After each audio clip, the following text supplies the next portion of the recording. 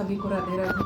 वृंदावन बिहारी लाल की जय, परीक्षित महाराज की जय हो, सुखदेव जी महाराज की जय। आज श्रीमद् भागवत महात्म्य पुराण में मैं श्री कृष्ण से जुड़ी कुछ ऐसे प्रसंग को मैं आपको बताना चाहती हूँ जिसे सुनकर आपका मन भी भावविभोर हो जाएगा। कृष्ण के उन बचपन के दिनों में हम लौटते हैं। बाल्यकाल, बचपन सबको बहुत प्यारा होता है और वो ऐसा पड़ाव है उम्र का जिसे कोई भी नहीं भूलता है। ये सामान्य मानववृत्ति बातें हैं, किंतु हम प्रभु के ध्यान और चिंतन की बात कर रहे हैं तो भगवान श्री कृष्ण का वह बाल रूप जिसमें वो 4 वर्ष के हैं और बहुत चंचल वृत्ति है प्रभु की, चपल हैं, दिन भर शरारतें करना, नटखट सी शरारतें। माता यशोदा बहुत प्रसन्न होती हैं, कभी तो क्रोध भी करती हैं वो। गोपियाँ भी उनके बिना अपने आप को अकेला पाती हैं, एकाकी पाती हैं, उनकी शरारतों के बीच में ही वो हंसती हैं। एक बार प्रभु श्री कृष्ण ने उखल पे चढ़कर दही और माखन गिराकर बंदरों को खिलाया। बंदर खा रहे थे, माता यशोदा देख रही कि किस प्रकार से कृष्ण ने सारे दही और माखन को गिरा दिया, वो भी उखल पर चढ़कर। माता उनके पीछे पीछे दौड़ रही हैं, प्रभु जी दौड़ रहे हैं। प्रभु बचना चाहते हैं माता यशोदा से और कह भी रहे हैं कि माता आप मुझे मारेंगे, आप मुझे जोर से डांटेंगी माता, आप मुझसे क्रोधित हैं माता। माता उनके पीछे में दौड़ रही हैं। ठहर तो तू, जरा रुक तो, मैं तुझे नहीं मारूंगी, ऐसा माँ अपने मन को मना रही हैं कि अब मैं क्रोध नहीं करूंगी लाला से। और एक चांदी की छड़ी लेकर वो प्रभु के पीछे दौड़ रही हैं। कैसा दृश्य होगा कि निर्विकार प्रभु, निर्विवेश प्रभु, परम ब्रह्मा परमात्मा नंगे पैर गोकुल की गलियों में दौड़ रही है।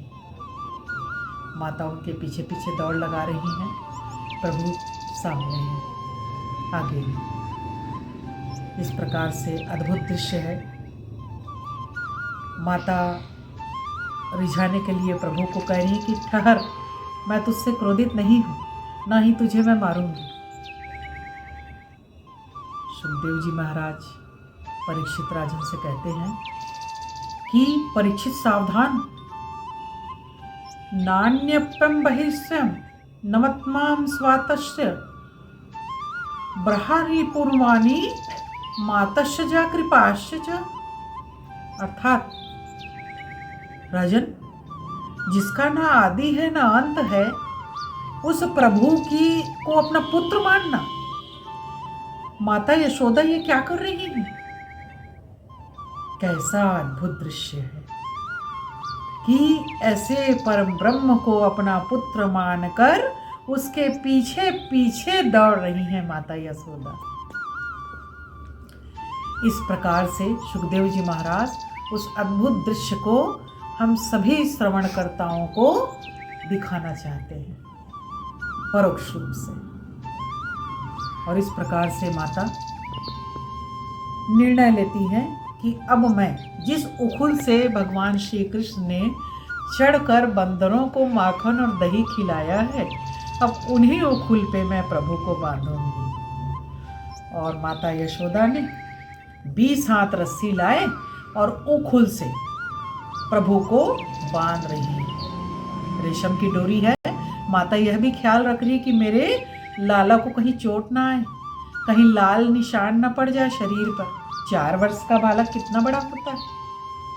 तो इस प्रकार से माता रेशम की डोरी से उखुल पर श्री कृष्ण को बांध रही है।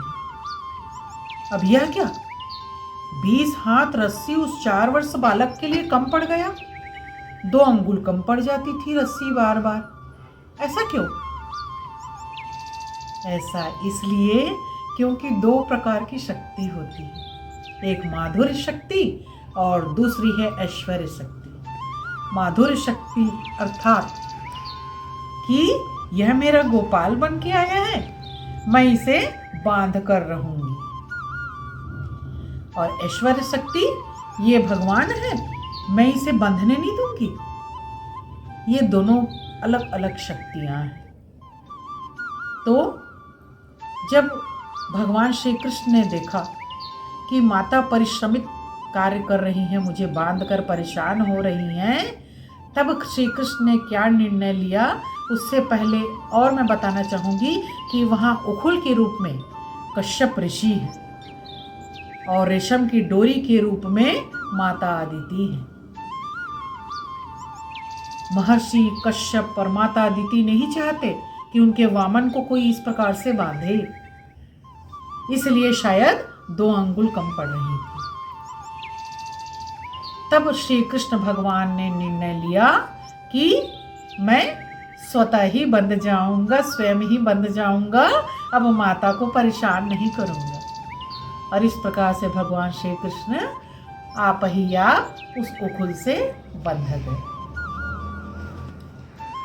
किंतु जब थोड़ी देर बाद माता के मन विहल हो गए कि मेरा छोटा सा कान्हा लाला ऐसे कितने देर तक वो बंधा रहेगा उखुल से।